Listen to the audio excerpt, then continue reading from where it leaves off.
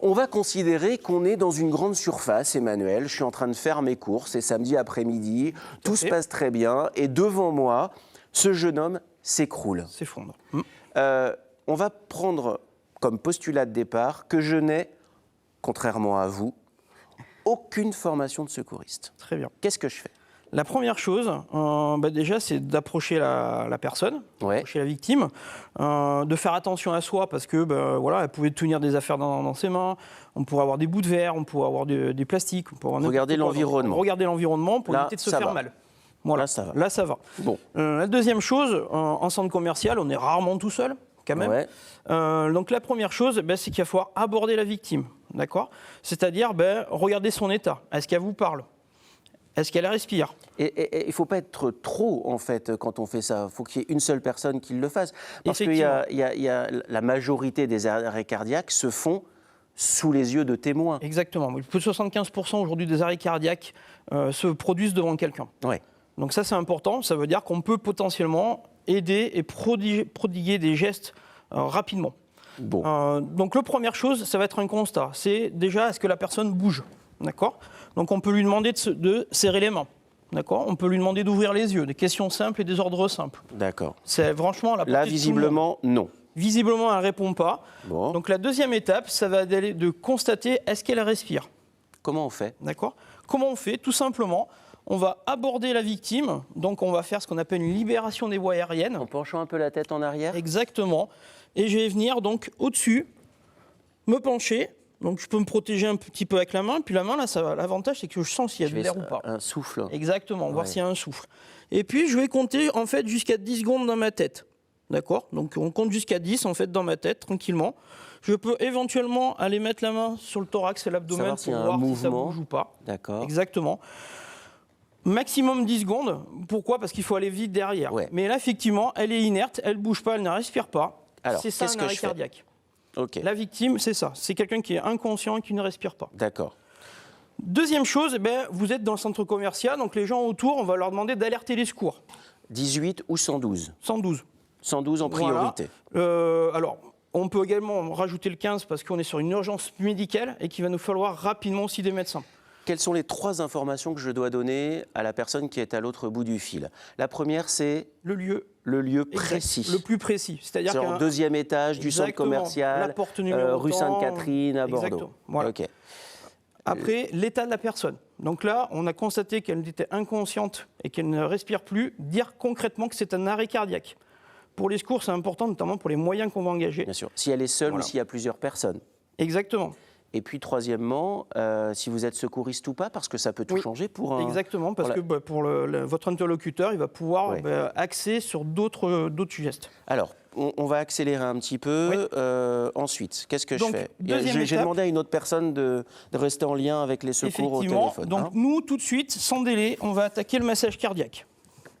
Donc le massage cardiaque, c'est tout simple, c'est une main, le talon de la main, au milieu de la poitrine, sur le sternum. Sur le sternum, entre les deux pectoraux. Exactement.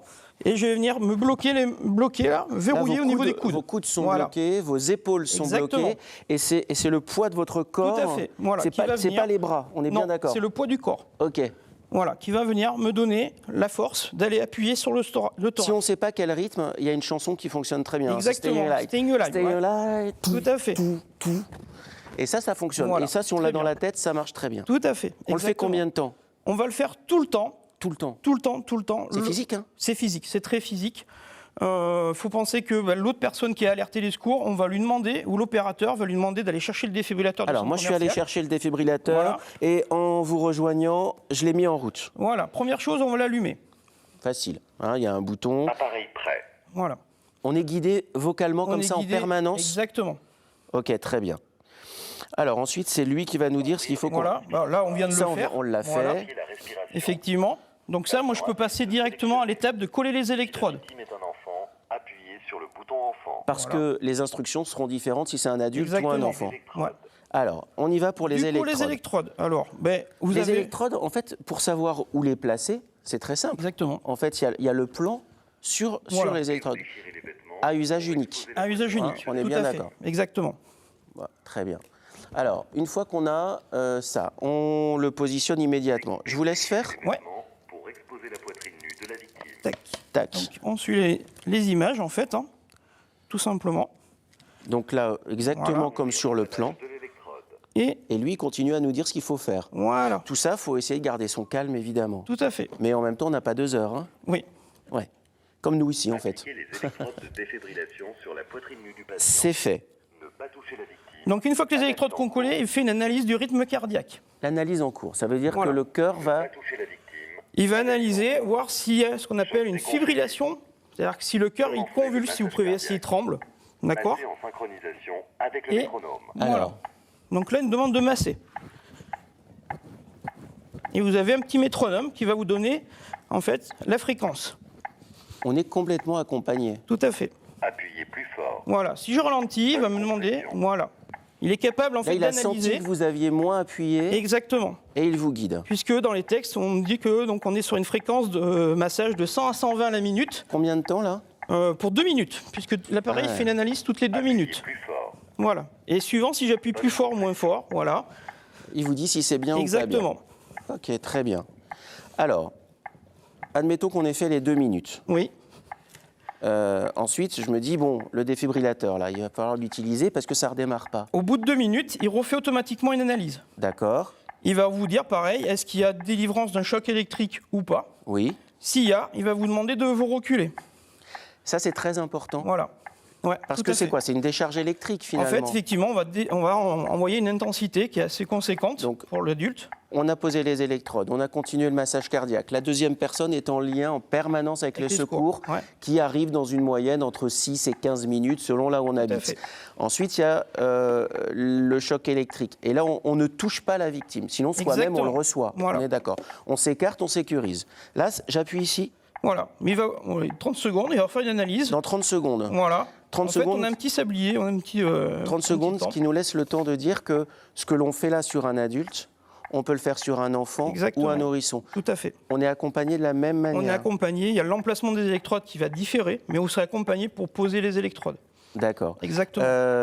Une fois que ça a été posé dans un centre commercial près d'un stade, ça demande un entretien. Évidemment, C'est là le problème? c'est aujourd'hui le gros problème en France. Arrêtez le massage cardiaque. Alors, Ne pas toucher la victime. je laisse parler. Analyse en cours. Ah, il fait l'analyse dont vous Voilà. avez parlé. Ouais. Conseiller. Donc si vous Je demandez peux de livrer, appuyer on peut appuyer. Écartez-vous. Appuyez Allez, sur le on bouton s'écarte. de choc clignotant. Choc délivré. Commencez le massage cardiaque. Et dans la foulée, on va reprendre le massage. On recommence. Tout à fait. Et on repart pour 2 minutes. D'accord.